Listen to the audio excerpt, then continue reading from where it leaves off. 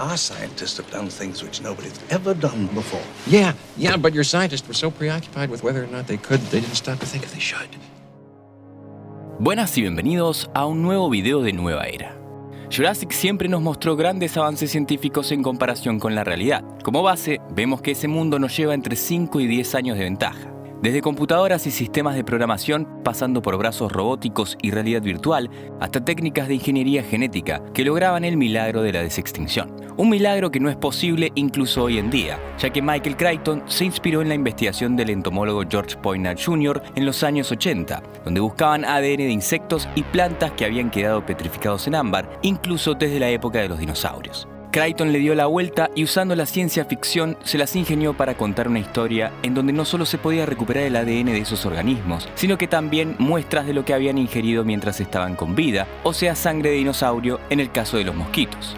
Pero hoy en día, si hablamos de Jurassic, ya no nos referimos únicamente a la película de 1993. El universo se expandió y ahora son 6 largometrajes, 2 cortos y una serie animada. Esa serie animada, Campamento Cretácico, arrancó contando un spin-off dentro de una historia conocida, pero terminó expandiendo este mundo a personajes, lugares e historias nuevas dentro de la saga, mostrándonos avances científicos innovadores para nuestra realidad, como biomas artificiales hechos con domos tecnológicos o robots cuadrúpedos totalmente autómatas. De este último tema hablé en uno de los videos de la ciencia de Jurassic, donde muestro las 4 empresas más populares de robots cuadrúpedos del mundo, el cual se los voy a dejar abajo en la descripción para que pasen a verlo, likeen y comenten sus opiniones porque es un tema interesante. Pero una de las novedades científicas que nos presentan logró cruzar la línea de lo verosímil y fue recibida como una trama infantil y caricaturesca, cuando en realidad es algo que ya viene existiendo hace décadas. Estoy hablando de los chips neuronales para el control mental remoto de los animales, creados por Cash Langford, jefe de investigación de la empresa Mantacorp, apuntados directamente al entretenimiento con controles remotos diseñados como cualquier control de consola de juegos, capaces de transmitir las ondas eléctricas necesarias para que el animal se comporte de acuerdo a lo que la persona decida. Luego veríamos en la película Jurassic World Dominion que la empresa Biosyn producía su propia versión de implantes como una medida de seguridad en su Valle de las Dolomitas, donde por medio de las computadoras del centro de control se podía pastorear a los animales hacia el lugar que se quisiera. Pero antes de arrancar a contar la ciencia real detrás de esta ciencia ficción, tengo que aclarar que a partir de ahora, el video va a tener contenido delicado que algunas personas pueden encontrar perturbador.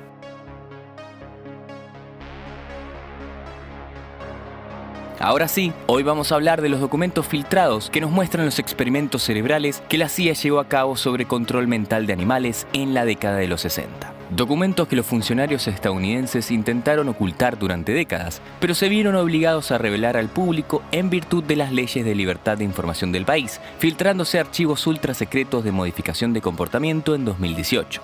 Este cuenta con más de 100 páginas en donde muestra que desde 1954 se sabe que la estimulación eléctrica de ciertas estructuras profundas del cerebro puede servir como herramienta de refuerzo. Esto se conocía por medio de experimentos en animales de laboratorio como ratas, gatos, monos y conejos de la India. A partir de 1962, la CIA empezó a investigar sobre el control remoto de comportamiento animal por medio de estímulos eléctricos en el cerebro, investigaciones que duraron más de 3 años.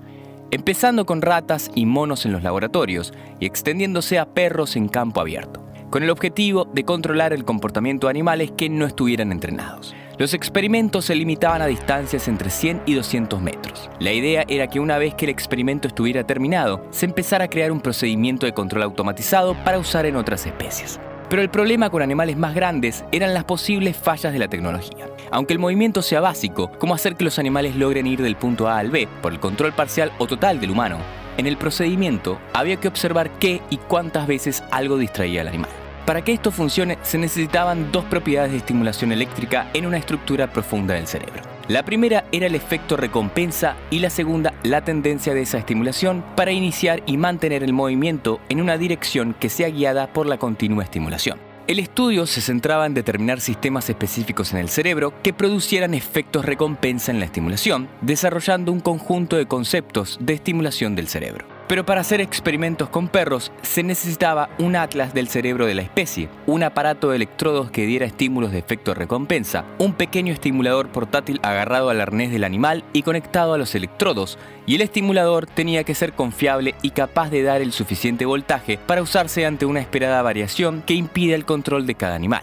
Una de las preguntas de importancia en la aplicación del sistema de control era el grado de distractibilidad del perro activamente controlado. Estas estimulaciones no tenían las mismas propiedades que las convencionales, como la comida o el agua. Para esto, la CIA tenía un edificio entero, con oficinas, tiendas electrónicas, cuartos para equipos de programación, cuartos para cámaras de experimentación animal y cirugía, y el laboratorio principal con un terreno alambrado de 1 acre o 4.000 metros cuadrados. Al principio se construyó un casco de plástico para proteger los electrodos del perro y para que no se infecte la zona intervenida. Con el tiempo se mejoró esta técnica y se cambió el casco por cemento dental en el cráneo, con los cables pasando por debajo de la piel, en un punto entre los omóplatos donde los cables salen a la superficie y se agarran al arnés. Esto era más duradero y con mejores resultados contra las infecciones, ya que la piel estaba totalmente cerrada en la parte donde se implantaban los electrodos. Pero un gran problema fue el estimulador portátil, la miniaturización de las partes. Las técnicas que se tenían en cuenta eran 2. La primera era comportamientos generados dentro del terreno: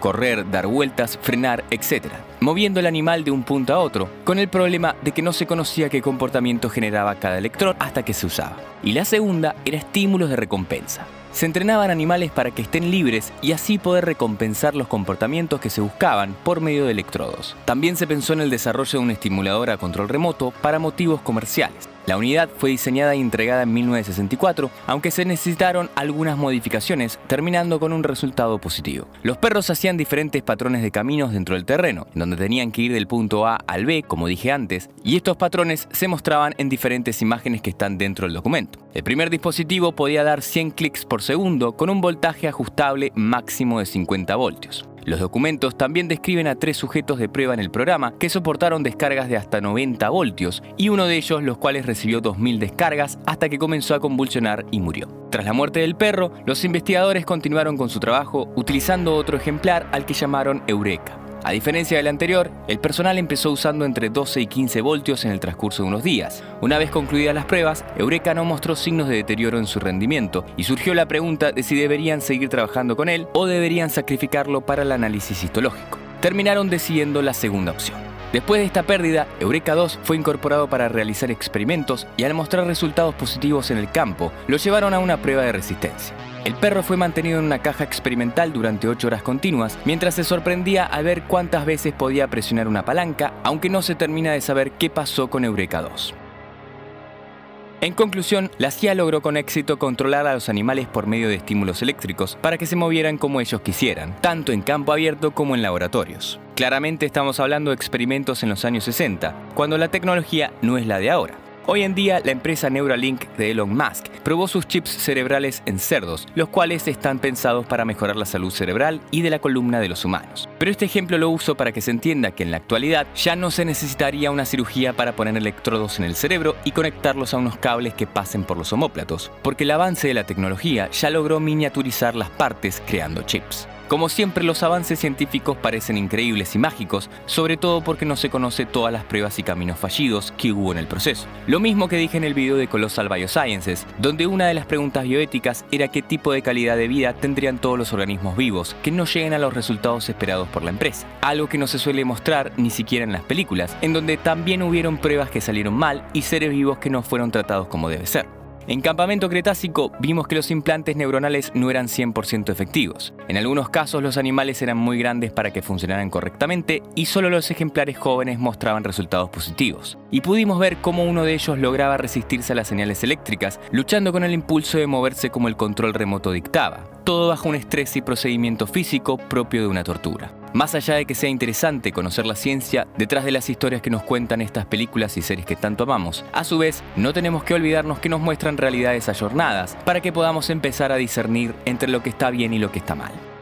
What's so great about Discovery? It's a violent, penetrative act that scars what it explores, what you call discovery. I call the rape of the natural world. Pero ahora me gustaría saber, si conocían estos experimentos de control mental de animales, ¿cuál creen que sea el futuro de estos temas en la saga? Y que me lo dejen todo abajo en los comentarios.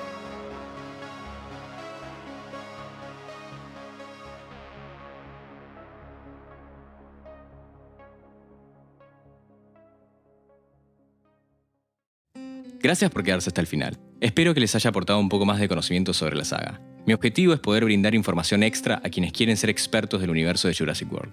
Me ayudaría mucho suscribiéndose al canal, comentando y poniendo me gusta. Nuevamente gracias y bienvenidos a una nueva era.